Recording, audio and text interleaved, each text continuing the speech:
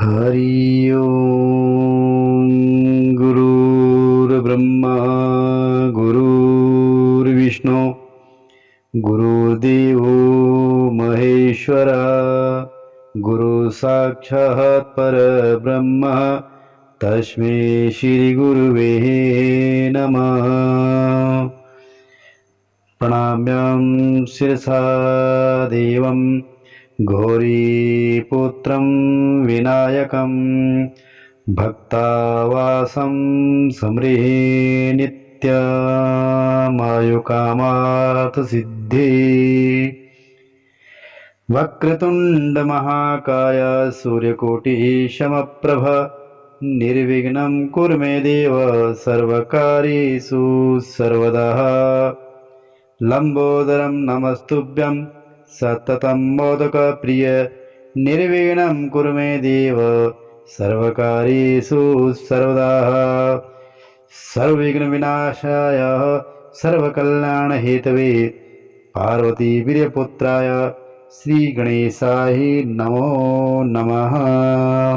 बोलिए नारायण भगवान की जय। शांताकारं भुजगशयनं पद्मनाभं सुरेशं विश्वाधार गगनसदृशं मेघवर्णं शुभंगं लक्ष्मीकान्तं कमलनयनं योगविद्यानगम्यं वन्दे विष्णु भवभयहरं सर्वलोकैकनाथम्। ओम श्री नारायणाय नमः।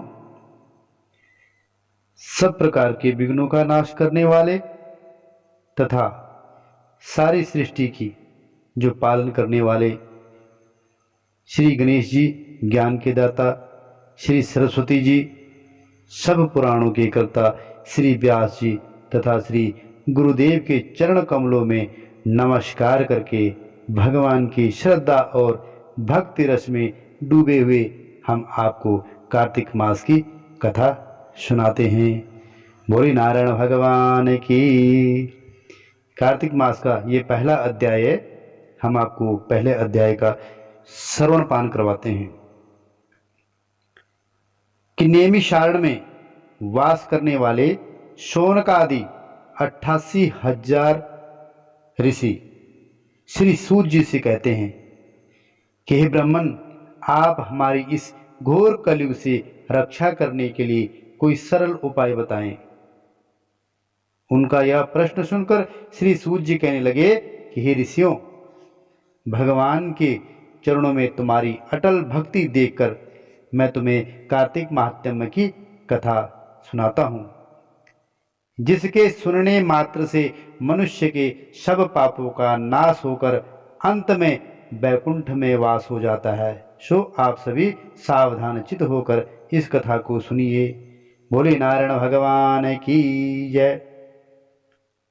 एक समय नारद जी ब्रह्मालोक में जाकर सारे जगत के कर्ता श्री ब्रह्मा जी से विनीत भाव से पूछने लगे कि हे पितामह, कृपया करके कोई धर्मोपदेश की ऐसी सुंदर कथा कहिए कि जो सब पापों का नाश करने वाली हो। तब ब्रह्मा जी कहने लगे कि हे पुत्र, भगवान के चरणों में तुम्हारी ऐसी लगन देखकर मैं तुमसे कार्तिक मास का महात्म्य सुनाता हूं, जिसके सुनने मात्र से मनुष्य के सब पाप नाश हो जाते हैं और वह वैकुंठ का अधिकारी हो जाता है। कार्तिक मास भगवान को अति प्रिय है। इसमें किया हुआ व्रत, दान, नियम तथा कीर्तन जो कोई भी है आनंद फल देने वाला होता है, क्योंकि इस मास में किए हुए भगवत कृत्य से बढ़कर कोई यज्ञ तथा तप नहीं है। अतः सारे संसार की भलाई के लिए तुमने अति सुंदर प्रश्न किया है। मैं इस कथा को तुमसे कहता हूं तो तुम सावधान चित्त होकर इसको सुनो, इसकी विधि को सुनो कि सर्वप्रथम व्रत करने वाला मनुष्य प्रातःकाल ब्रह्म मुहूर्त में लगभग 4 बजे के आसपास उठकर शौचादि से निवृत्त होकर 22 उंगल लंबा सुगंधित 22 उंगल लंबा सुगंधित वृक्ष का दातुन करे। परंतु श्राद्ध के दिन में, सूर्य तथा चंद्र ग्रहण के दिन में, एकम, अमावसी, नवमी, षष्ठी, एकादशी तथा रविवार को दातुन ना करे। जिस दिन दातुन नहीं करनी हो उस दिन पानी से 12 कुल्ले करके मुंह को खूब अच्छी तरह से साफ कर ले।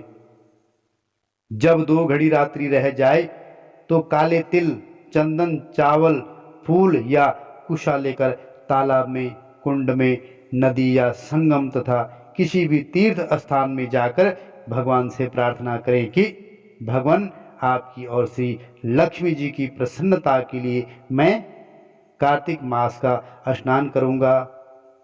इस प्रकार प्रतिज्ञा करके श्री गंगा जी, शिव, सूर्य और विष्णु जी का ध्यान करके नाभि तक गहरे जल में प्रवेश करके अच्छी तरह से स्नान करें। फिर जल से बाहर आकर देवता, ऋषि और पितरों का तर्पण करें। स्नान के पश्चात बकरी तथा भेड़ की धूली से बचना चाहिए तथा छींक, थूक, कुत्ता, कौवा, ऊंट, उल्लू, शुकर आदि से भी बचना चाहिए। इससे यदि छू जाए तो फिर स्नान करना चाहिए।